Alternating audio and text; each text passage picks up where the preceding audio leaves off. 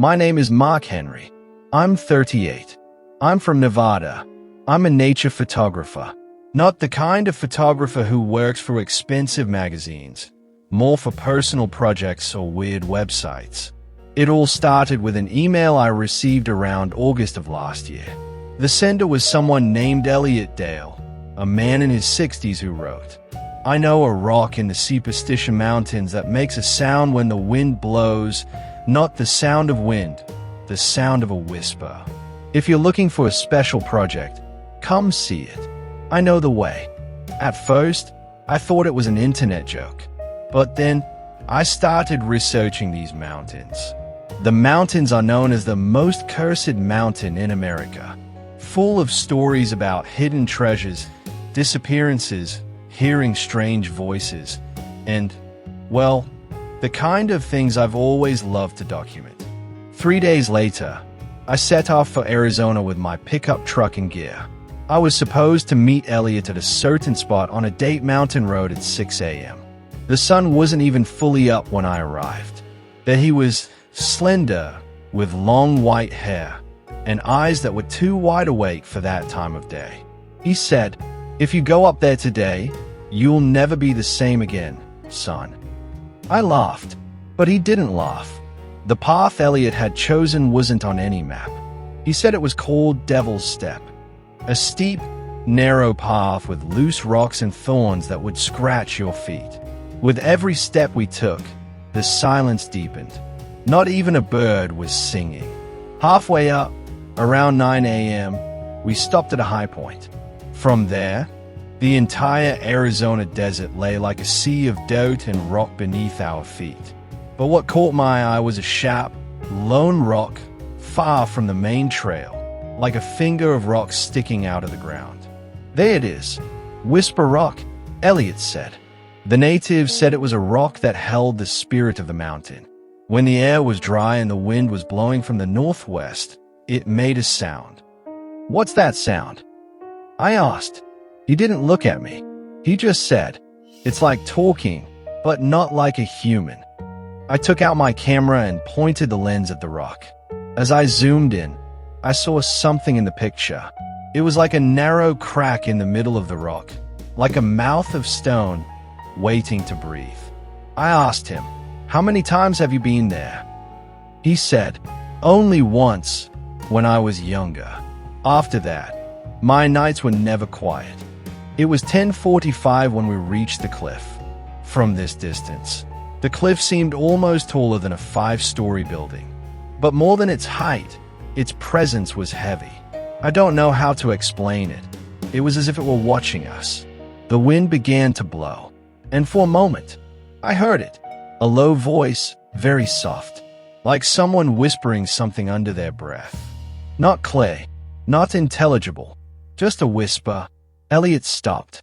He said, "It started. Now you decide. Mark, do you go closer or do you stay here?" I looked at him.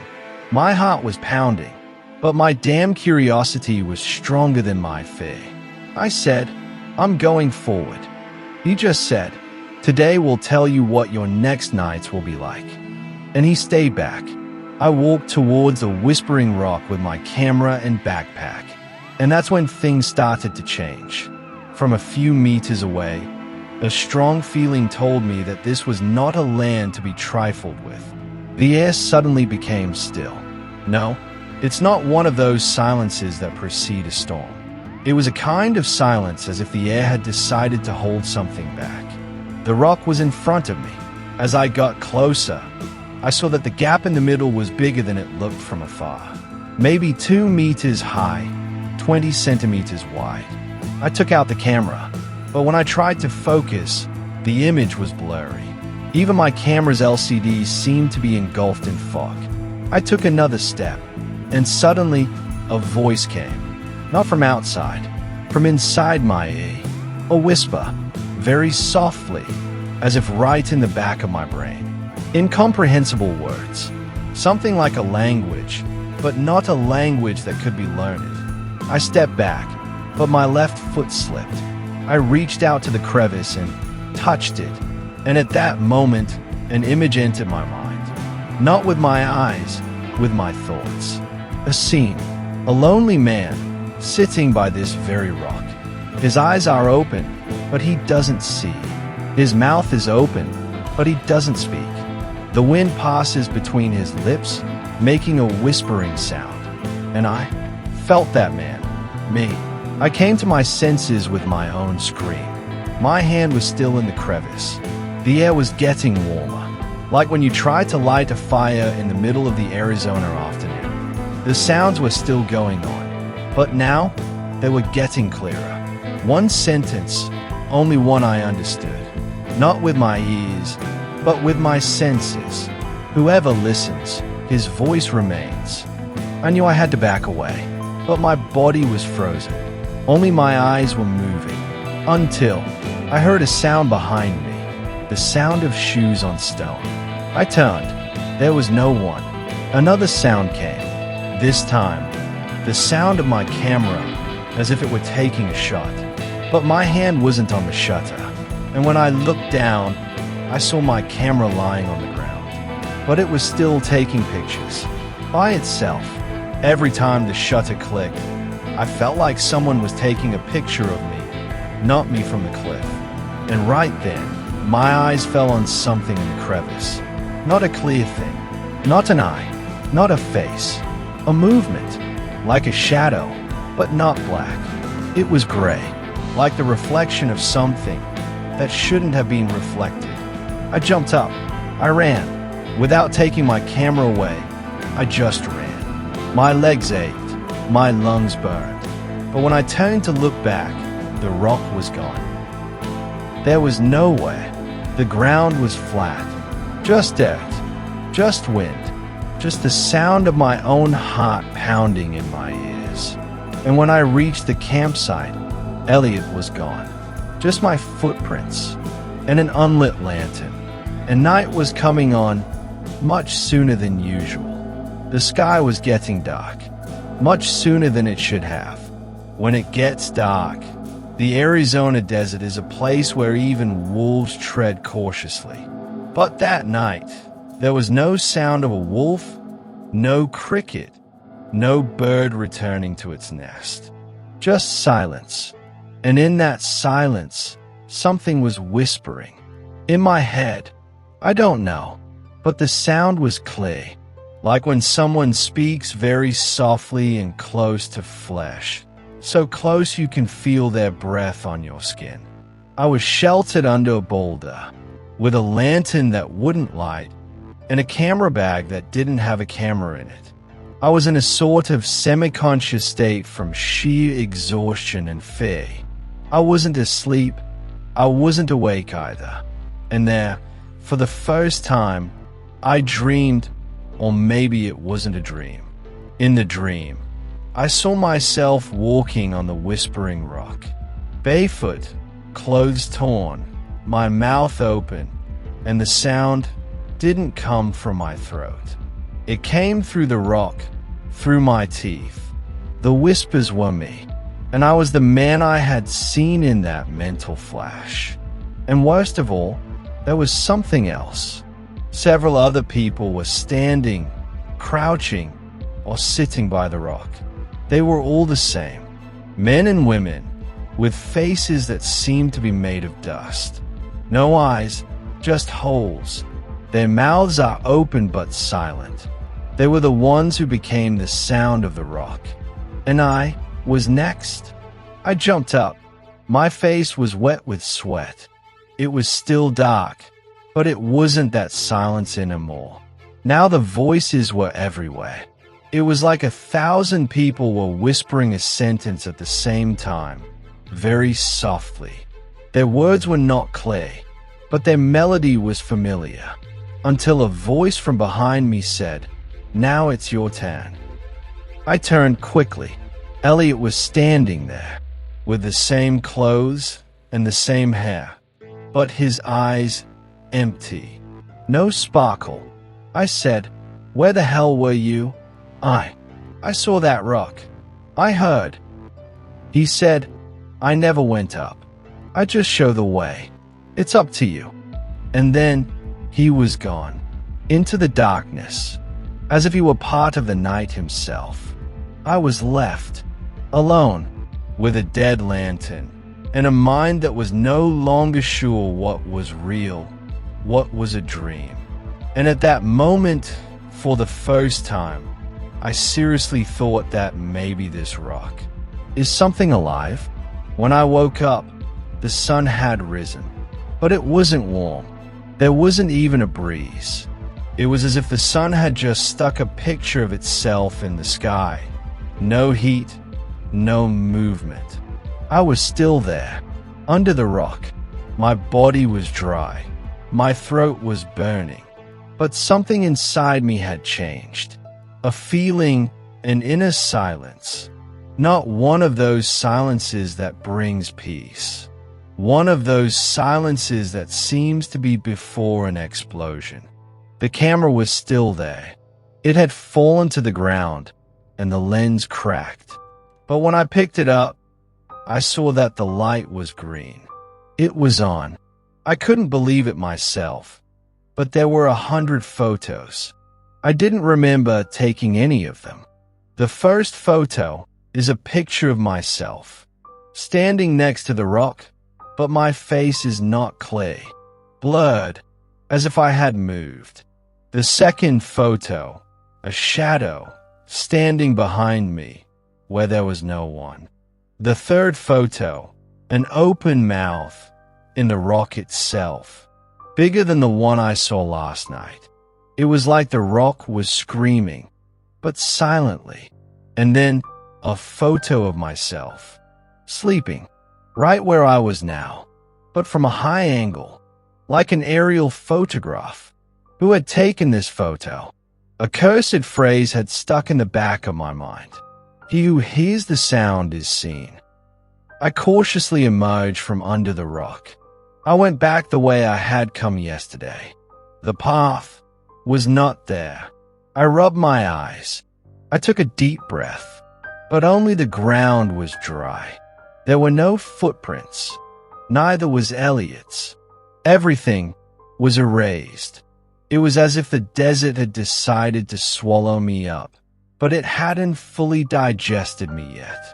In the distance, I heard another voice, a familiar whisper. It was calling my name, Mark, very softly, stretchy, as if from the depths of the earth. I was frozen with fear, but I had to move. I had to look for a way out, or a signal, or even a footprint. I headed south, although I wasn't sure if the direction I was going was right. But with every step I took, I felt the ground beneath my feet, speaking. Not clearly, not with words, with feelings. It was as if the desert wanted to hold me. And I understood at that moment. There was no turning back. It wasn't sunset, but the sky was darkening. Not from clouds, from something like ash, as if the desert itself had decided to bring night early. I was still walking. I was trying to distance myself from the rock, from that spot. But the further I went, the closer I felt to something, not further away. The air was getting heavier, not just from the heat, from a presence. The voices came back, but they weren't whispers anymore. They were clearer now. They were talking. They were asking questions. Why did you come back? Are you trying to run away? They were thinking the same thing. And then I heard my voice from outside. Mark, come back. I froze. It was my voice. The same tone, the same body, but my lips hadn't moved. I turned, and there was nothing, but the ground began to shake. Not much, very slightly, like a big heartbeat, from the bottom of the earth. And then, that rock appeared in front of me. I had run away. I had walked for hours. But now, the whispering rock was standing right in front of me. I was sure this wasn't a place. This was a thing, a being, an intelligence, a memory. That night, with the lantern out, I sat down next to it again. Not out of courage, out of exhaustion, a kind of surrender. And when I closed my eyes, I saw, not a dream, another reality, a vast plain full of bodies standing, not fallen, not rotting, just standing like statues. And each of them, once like me, traveler, climber, seeker, lonely, and a voice from the rock said, "You are one of us now. You heard our voice. Then you must leave your voice." And at that moment, something inside me froze. A deep feeling, like when you want to scream but you can't breathe. I felt a piece of me being pulled out. When morning came, my body was there, but I thought maybe I wasn't whole anymore. Something of me stayed in the rock that night, and for the first time, I understood what they meant by leave your voice. I couldn't hear my voice anymore. When I spoke, my mouth moved, but nothing was heard. The rock had taken my voice. I tried to get down the mountain, although I wasn't sure if I had really climbed the mountain or not. My memory was in pieces, like pieces of a torn photograph. Every step I took, I felt someone behind me. But when I turned around, there was no one. It was just my shadow, and it always moved slowly. No, I swear my shadow wasn't in sync with me. It was like someone was playing a game. I walked west, hoping to find a road, a sign, the sound of a car. But the desert was like a deep well. The further I went, the more it repeated itself. The same boulders, the same dead branch, the same footprints. My own footprints. I don't know. But when I passed the same broken cactus for the 5th time, I realized I was spinning around. It was dusk, and I was still walking, aimless, until I saw something strange. A backpack. It wasn't mine. It wasn't familiar. It was old and dirty, but the zipper was open. And inside, a notebook. In large handwriting, the first page read, "If you're reading this, I had no way without it." The next page. The rock absorbs sound, but what it gives back isn't just sound, it's a piece of you. The last page. I saw myself. It wasn't me, but it was walking. It was talking. It had come from the rock. It was following me. I gasped. It was hard to believe, but I had felt it too. That shadow, that delay in movements, those looks I felt from behind in the night. That I was myself, or what the rock had made of me. At that moment, a rustling sound came from behind me. I turned, and there, just for a moment, I saw it. It was me, in the same clothes I had worn the day before, the same face, but the eyes, no, those eyes were not human. They were empty, black, deep, and devoid of life. The creature stood there silently. Then it took a step forward, and I ran. I didn't know how long I ran, but wherever I went, it was there too, like a shadow that has stuck to you and you can't get rid of it. That night, on top of a hill, I fell. There was no strength in my legs, and the last thing I saw was me. Above me, and I heard, for the first time since that damn night, a sound come out of my mouth. But not from me. Now it's my turn. You rest. And then darkness took over. When I opened my eyes, there was light. Not that cold, dead mountain light. A yellow light, warm, the sun. But something was different. I was lying in the middle of the road. The asphalt was hot, but I didn't feel it. I could only hear a familiar sound. The sound of a car engine, the sound of tires on asphalt, the sound of life. A silver pickup truck braked next to me. The driver jumped out, a man of about 50, bearded, wearing a brimmed hat. "Good boy, what's up? Can you hear me?" I tried to say something. My mouth opened, but the sound, no. Again, there was no sound. The man called 911. He said he had found a hiker who was probably lost. They wouldn't let me in the car. He gave me water. He smiled, but something changed on his face when he looked at me in the mirror. He paused for a moment. Was he scared? I wasn't sure. He didn't say anything until the hospital. He just turned on the radio. The radio was playing a live program. The announcer said, "And now we've got a call from a man named Mark Foster, who went missing in the Tan Desert last week and has now returned. Mark, do you want to talk?" I froze. The voice on the radio was my voice. The same tone, the same words. "Yes, I'm back, but I feel I'm not the same person anymore." The driver looked in the mirror. He saw my eyes, and in a shaky voice, he said, Where are you talking from now?" I didn't say anything. I just smiled. Not out of joy, not even fear. An empty smile, like when an old car still starts but there's nothing left in the tank. A few days later, I read in the news, missing climber Mark Foster has been found alive. But the hospital confirmed he was mentally disturbed and unable to speak. At the same time, a mysterious voice call came into a live radio show that appeared to be from him. But upon investigation, the call was recorded from inside an area of Whispering Rock where no signal goes. The investigation is still ongoing. Now, years have passed. I'm back. I live among people. I shop. I eat. I drive. But I still don't speak. Because I know my voice. Isn't that rock? And maybe one day it will come back. Always, maybe it will come back. My name is Josh Miller. I'm a documentary photographer based in Tucson, Arizona. Over the past decade, I've made a name for myself documenting the deserted corners of the American Southwest, the desert towns that time has forgotten, the signs faded in the sand, the old roads that burn in the sun. Last fall, National Geoscope commissioned me to photograph solo throughout the Mojave.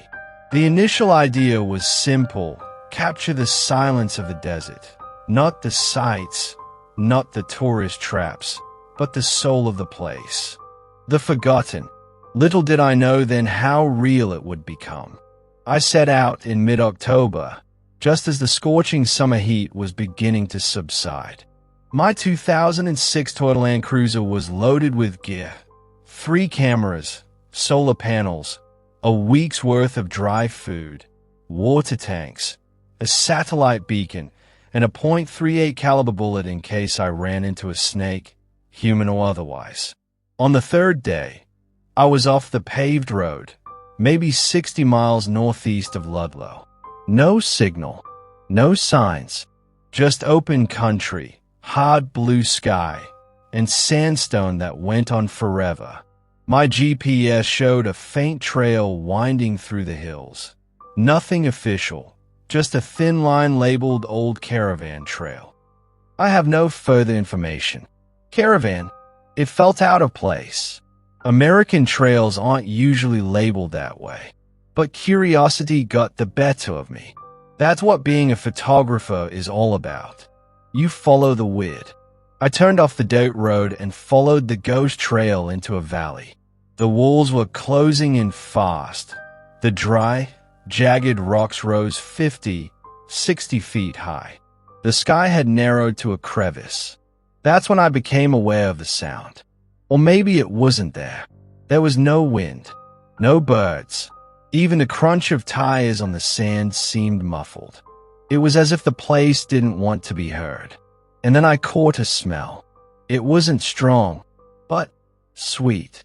Not desert sweet, like creosote or mead. This was something different, like incense or dried flowers. I turned a bend and that's when I saw them. 4 people, standing motionless in the valley. They were wearing long robes, the color of khaki, worn and dusty. Their broad hats shaded their faces. One of them carried a long, tall staff wrapped in cloth and beads. Another held what looked like an old lantern. I stopped the car, grabbed my camera, and got out. I should have shouted. I should have said something. But my mouth was dry. They turned slowly, as if they had been waiting for me. The tallest of them stepped forward. Her voice was soft and gentle. You have strayed from your path, traveler. I swallowed. I think I have. I did not mean to disturb anything. The woman among them, in a veil so thin it shimmered, cocked her head. Nothing is cut off. The path always brings who it should. Now that I was closer, I noticed something strange. Their clothes were not just old. They were ancient. The stitching, the weave, even the way they were worn. They seemed handmade. Not old. Not second-hand old. Real relics. Who are you? I asked. We are pedestrians, the tall man said. We have been crossing this land long before the lines were drawn on your maps. Something about the way he said it didn't quite fit your maps. I glanced at my car. It wasn't there. I was stunned. The track was still there. The canyon walls the same. But my Land Cruiser was in gear. There were no tire tracks. No dents in the dust. Nothing. What the hell is this? I whispered. Your world won't follow you here, the woman said softly. I took a step back. The air suddenly grew colder. My hand shook. I think I'll go now. The lantern bearer moved silently. He didn't stop me, but something about his stance made it clear that I wasn't going to go. The tall man smiled. You've already joined us, Joshua Miller. Your footprints are no longer yours alone. How do you know my name? He pointed behind me. I turned, and my breath caught in my chest. There were 5 rows of footprints in the dust. One of them led directly from where I was standing, but there were only 4 of them. I spent the night under a sky I didn't recognize. I don't know if I fell asleep or passed out, but when I woke up, I felt something had changed. It was harder to breathe, as if the air had thickened. A strange blue-gray light filled everything, not from the moonlight, not from the lantern. It was as if the desert itself was breathing. I was outside a tent I didn't remember entering. It was quiet around me, very quiet. And then, the sun rose. Not a normal sunrise. The sun was green. At first, I thought my eyes were wrong, but they weren't. Everything had turned green. The sand, the rocks, the shadows. The light, like a strange filter on my camera, had colored the landscape. And worst of all, I felt something inside me open star. A memory that wasn't mine. Or maybe it was, but it was forgotten. I saw a caravan of camels passing through this same valley. The sound of little bells hanging from the animals' necks. A man dressed like the 4 I had seen yesterday was watching them from above, on a hill. And I stood next to that man. The same face. The same me. I jumped out of my reverie with a scream. I looked around. Now they were all awake. And that 5th person, the same person as me, was standing next to me, motionless. He said nothing, but his eyes said, "You saw it too." By noon, I was walking with them again. Not by choice, more as if my body had no choice. My steps had become in sync with theirs. Without even thinking, I knew when to stop, when to stand, when to sit down. In the middle of the desert, we found a small valley, full of boulders that seemed to have been deliberately arranged in a circle. In the middle of that ring of stones, something was buried. Old, rotten, wooden. It was an old lamp, like a 19th century lantern. "You were the last one to carry this," the woman in the ribbon said. I reached out and, without understanding why, touched the lantern. And suddenly, another world opened up. Not a hallucination, not a dream. It was a sharp reminder. It was as if I had been thrown deep into my mind.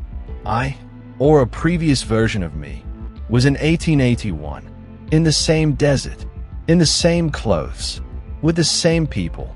We were carrying something, not just goods, not just spices or gold, something older, darker, and I had lit that load.